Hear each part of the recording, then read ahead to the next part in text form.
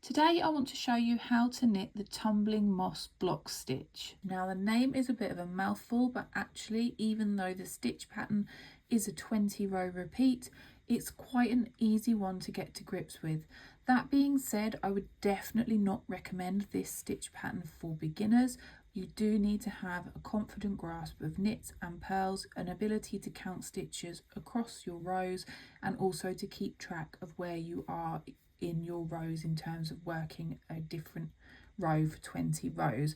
So make sure that you're an intermediate knitter or a very confident beginner before you try and attempt this stitch. Tumbling Moss Block Stitch is really great because it is a reversible pattern. So if I flip it over, you can see that it looks the same on the reverse side as it does on the front. That makes it great for those projects where you really do need it to be a project that looks the same on both sides. The pattern multiple for Tumbling Moss Block Stitch is really nice and simple. You just need to make sure that you cast on a number that is a multiple of 10. I'm just going to cast on a small sample of 30 stitches for this tutorial, but you can cast on as many or as few stitches as you need for your project. I like to use the long tail cast on for most of my knitting, but if you have a cast on method that you prefer, please just use that, it will still work. At 20 rows, this is a longer pattern repeat than I often cover in stitch tutorials, but it is worth it. And don't worry if you're new to it, I will walk you through every single row so that you get it nice and firmly in your head. Row 1 is quite nice and simple. You are going to work a 2-stitch repeat all the way across your row, and that repeat goes as follows. You are going to purl 1 stitch and then knit the next stitch. And you're going to work that combination of purl 1, knit 1 all the way across your row, and if you have the correct number of stitches cast on, then you should finish on a knit 1. For row 2, you are going to work across your row in blocks of 10 stitches, and those 10 stitches are as follows. You are going to start by purling the first 2 stitches.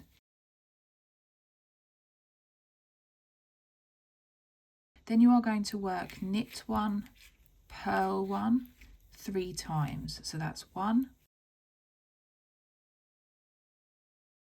2, and 3. And then you are going to finish your block of 10 stitches by working a knit 2. And you're going to repeat that all the way across your row. And if you have the right amount of stitches, you should finish on a knit 2. For row 3, again, you're going to be working in blocks of 10 stitches, and those 10 stitches for this row go as follows. You are going to start by purling the first 3 stitches.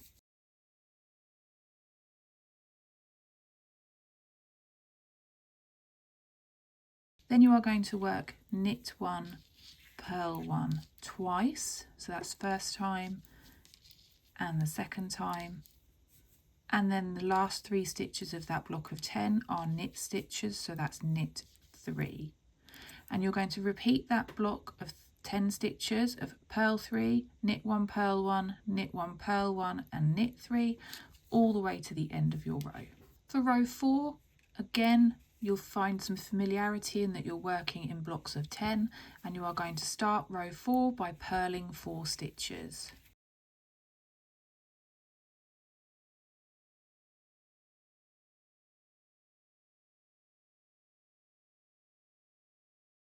Then you are going to work knit 1, purl 1 just once, and then you are going to knit 4 stitches. And you're going to again repeat that block of 10 stitches all the way to the end of your row, and you should finish on a knit 4. Row 5 and row 6 are worked in exactly the same way, so I will show you how to work row 5, and then I'll leave you to carry on and work row 6 by yourself. So it's a nice easy 10 stitch repeat for rows 5 and 6, and quite simply you are going to purl 5,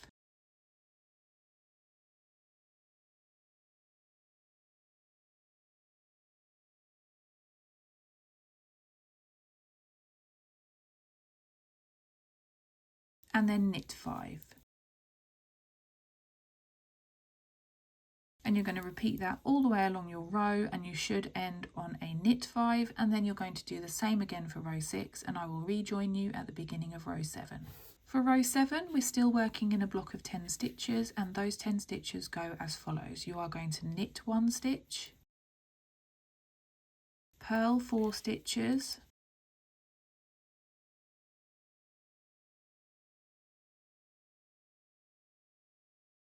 knit 4 stitches, and purl 1 stitch. And you're going to repeat that all the way to the end of your row, and you should finish on a purl 1. Row 8 still sticks with that 10 stitch repeat, and you are going to work the following. You are going to purl 1 stitch, knit 1 stitch, purl 3 stitches, knit 3 stitches, purl 1, and then finish off that block of 10 by knitting 1. And you're going to repeat that all the way to the end of your row. Row 9 still has a 10 stitch repeat, and you are going to work the following. You are going to work knit 1, purl 1, knit 1, then you are going to purl 2, knit 2, then you are going to purl 1, knit 1, and purl 1. And you're going to repeat those 10 stitches all the way across your row until you finish your row on a purl 1. For row 10, we get a little bit of respite from a 10 stitch repeat, and we revert back to a 2 stitch repeat. And just nice and simply for row 10, you are going to work purl 1,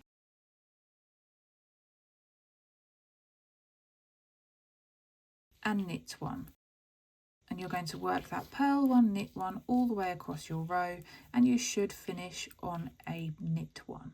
Row 11 again follows a 2 stitch repeat across the row, but for this row you are going to work knit 1 and then purl 1 all the way across your row, and you should again finish on a purl 1. So you should be able to complete your 2 stitch repeats all the way across your row. For row 12, we are returning to a 10 stitch pattern repeat across the row, and you are going to work the following. You are going to purl the first stitch,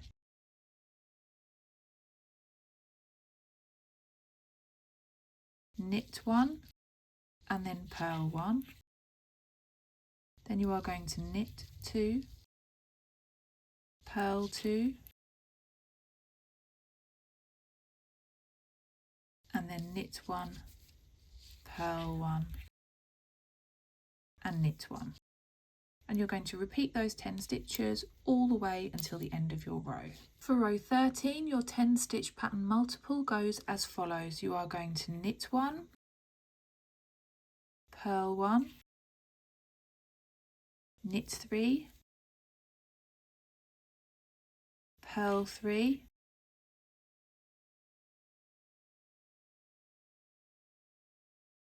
and then knit 1 and purl 1. And you're going to repeat that block of 10 all the way to the end of your row. For row 14, you have still a 10 stitch repeat, and that goes as follows. You are going to purl 1, knit 4,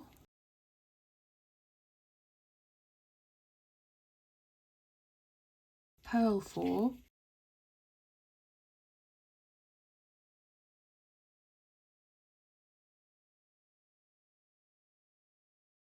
and knit 1. And you're going to repeat those blocks of 10 stitches all the way across your row. Row 15 and row 16 are worked in exactly the same way. They both have the same 10 stitch repeat. So I will walk you through the repeat for row 15, and then I'll leave you to work row 16 by yourself. The repeat for these 2 rows is nice and simple. You are going to knit 5,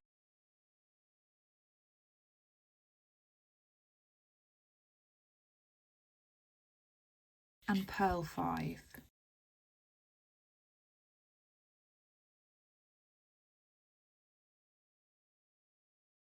And you repeat that knit 5, purl 5 combination all the way along your row, and you should finish your row on a purl 5. I'm going to now finish off row 15, work row 16, and then I will rejoin you at the beginning of row 17. Row 17 still has a 10 stitch repeat that you're going to work along your row, and it goes as follows. You are going to knit 4 stitches,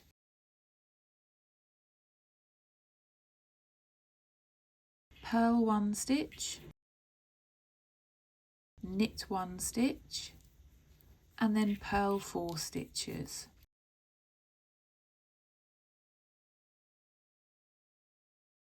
And you're going to repeat that all the way along your row, and you should finish at the end of a purl 4. For row 18, the 10 stitch repeat you need to follow goes like this. You are going to knit 3, purl 1, knit 1, purl 1, knit 1, and purl 3. And you're going to repeat that all the way along your row.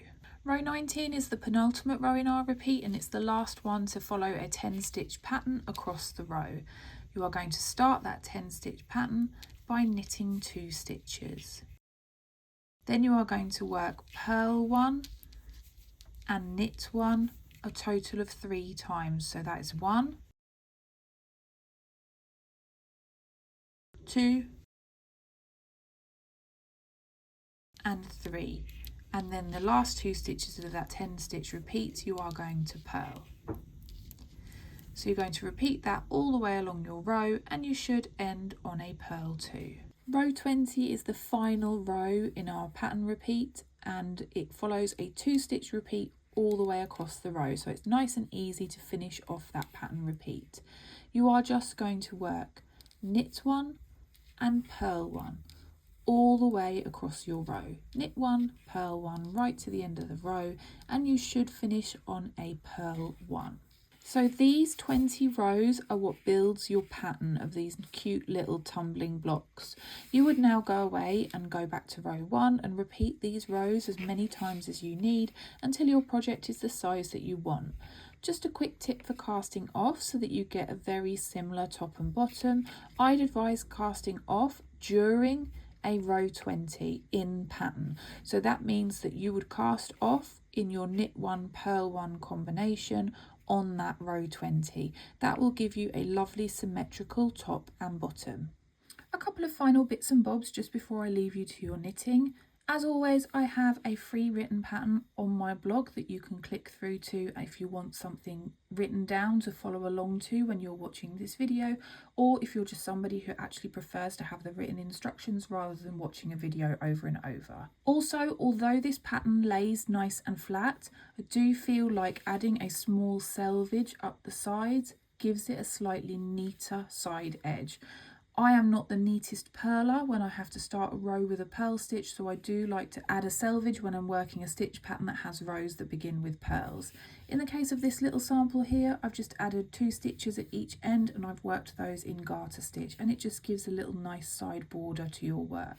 Last but not least, I'm going to leave you with another little bit of knitting inspiration if you want to tackle something different rather than carrying on with this, and I'll see you again for another video soon.